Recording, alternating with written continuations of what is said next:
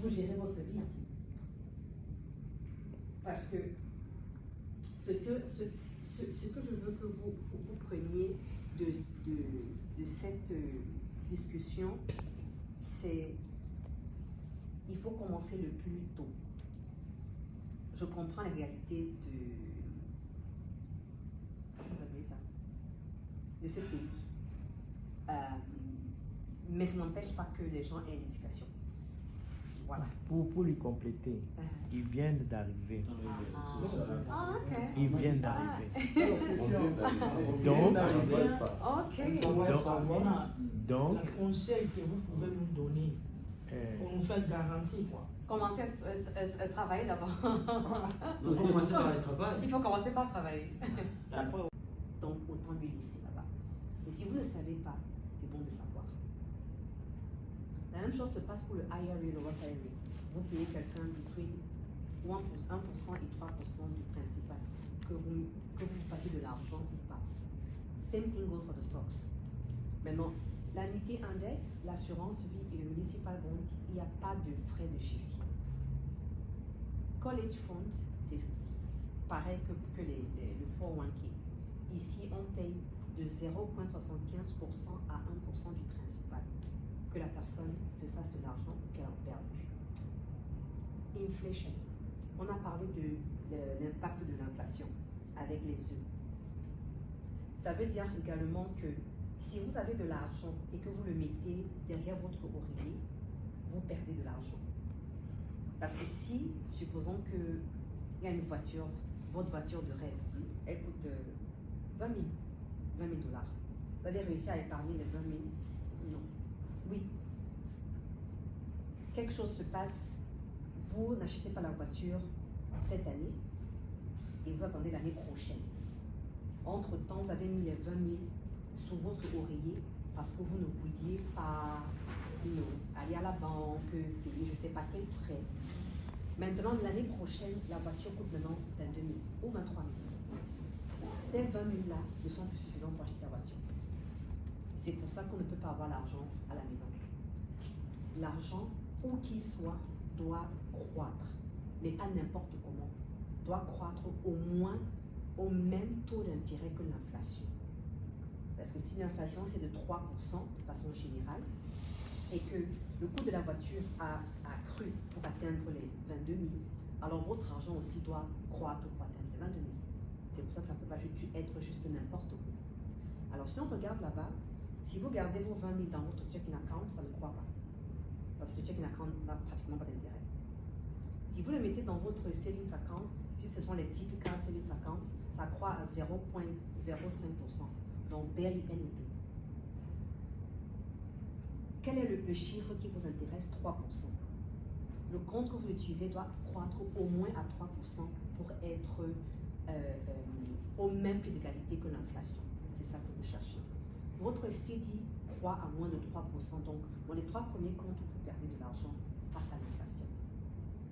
Le 401k, IRA, Roth IRA et stocks, ça dépend. Pourquoi? Quand le marché est positif, donc quand le marché monte, ça peut dépasser les 3%. Donc, dans ce cas, vous allez battre l'inflation. Et quand le marché est négatif, vous perdez contre l'inflation et contre le marché. C'est pour ça que c'est en jaune et on dit que ça dépend. L'annuité index vous donne des taux d'intérêt qui sont supérieurs à 3%. L'assurance vie supérieure à 3% et le municipal bond supérieur à 3%. Donc, si vous êtes intéressé à faire croître votre argent à un taux d'intérêt supérieur ou égal à l'inflation, voilà les 3 options que vous faites. Le college funds, parce que c'est dans le stock, également, ça va dépendre. Taxation. De quoi il est question ici? Pour ceux qui ont les W2, quand vous recevez votre paycheck, déjà, est-ce qu'il y a parmi vous des gens qui prennent la peine de lire votre paycheck pour comprendre c'est quoi les déductions qui se font dans votre paycheck? Okay. Très important. Il faut savoir où va votre argent. Maintenant, si vous lisez votre paycheck, vous savez que la première chose qu'on prend, ce sont les taxes. Maintenant, supposons que dans votre paycheck, vous avez reçu 1 500 Vous prenez 500 et vous mettez dans votre compte épargne parce que vous voulez que l'argent croisse. Un an plus tard, vos 500 ont produit $200 d'intérêt. Maintenant, la banque va vous envoyer un formulaire 1099, un autre type de 1099. Et dans ce formulaire, ils sont en train d'informer IRS que vous avez fait de l'argent. Ça veut dire quoi? Vous devez maintenant payer les taxes. Alors, on appelle ça double taxation. Avant de recevoir votre argent, vous avez été taxé. Maintenant que l'argent croît, on vous taxe également. Donc, les gens sont sous l'impression que c'est inévitable. Quand vous voyez ce slide-ci, ça vous montre le contraire. Il y a des comptes ou des véhicules que vous pouvez utiliser pour éviter d'être taxé sur les gains.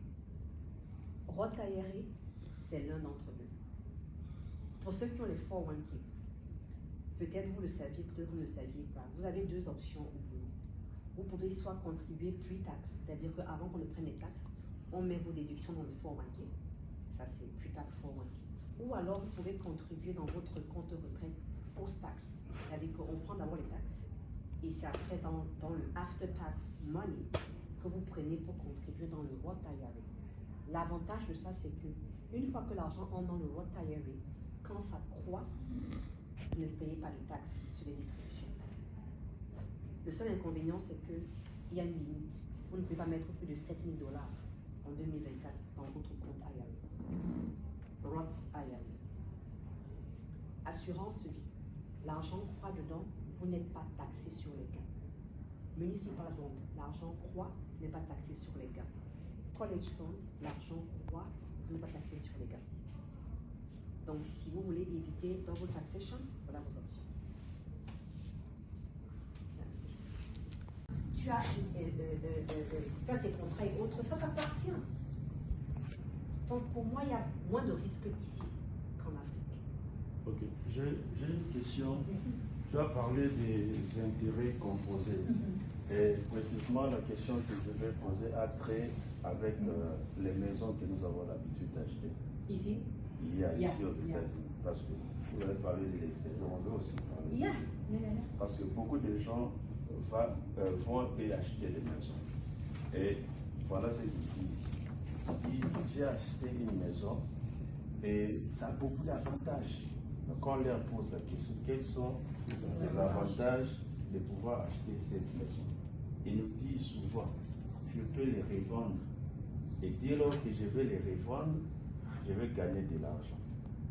Pendant que vous avez monté noir sur blanc, plus les années passent, vous allez avoir beaucoup à payer. Maintenant, ma question, c'est celle-ci. Comment gagner pendant, par exemple, 5 ans où vous avez commencé à payer cet argent pendant 5 ans et que vous voulez vendre maintenant cette parcelle ou cette maison après 5 ans?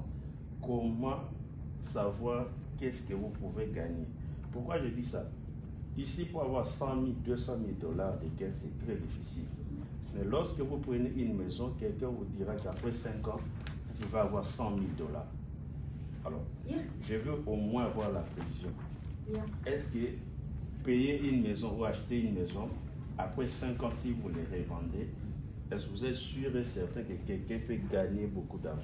Parce que si tel est le cas, on peut encourager les gens à pouvoir acheter ces maisons pour les revendre après 5 ans, au lieu de pouvoir payer 30 ans pour payer beaucoup d'argent, mais plutôt de faire du business, achat et revendre en moins de temps.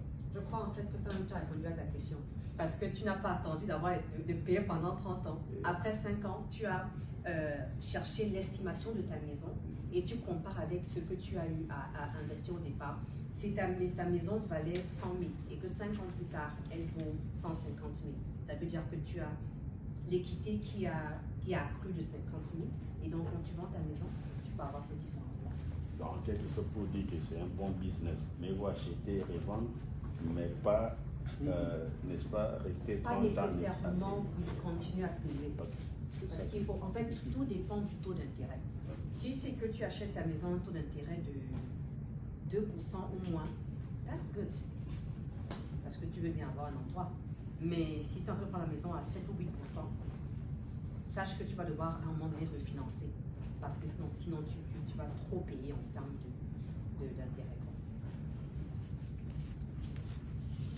J'ai deux préoccupations.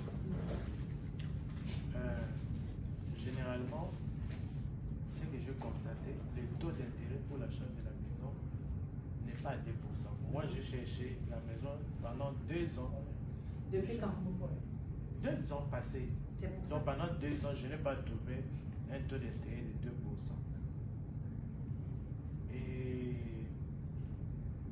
Et deuxième préoccupation, quel est l'avantage sur les refinancements? Que ce soit du loan car ou de loan maison.